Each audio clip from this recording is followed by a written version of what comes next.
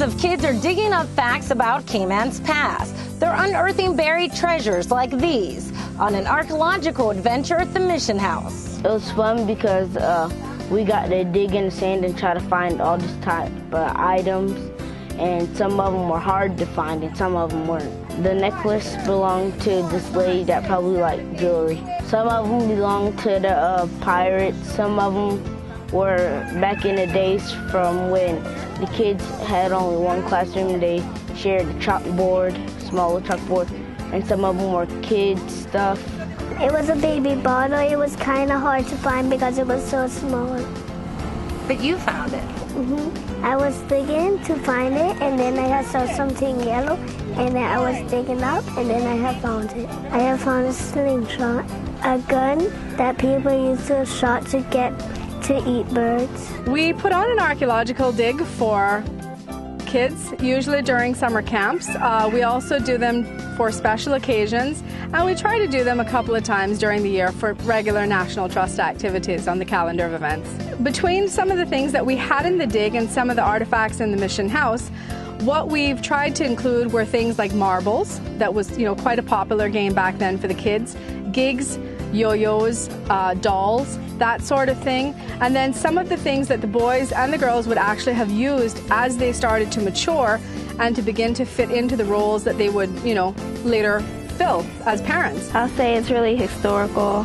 It's really cool how people just was on a ship, and we don't get to experience anything like this. So it's like really cool to share everything from the past. I think it's very important for people to actually be able to see historic sites as a fun place to come and visit, not some old fuddy-duddy thing on the shelf. It's got to be fun, and we want the kids to actually learn, so we've tried to incorporate the dig with something fun and educational. What we tried to do was talk about a fake archaeological dig at, say, Blossom Village in Little Cayman. Now, of course, Blossom Village in Little Cayman was historically attacked by Spanish marauders back in the olden days. And, children and women were carted off with those Spanish marauders, and the village burned. So it's a very important part of our history. It's not one that, takes over the history book, but it is a part of it.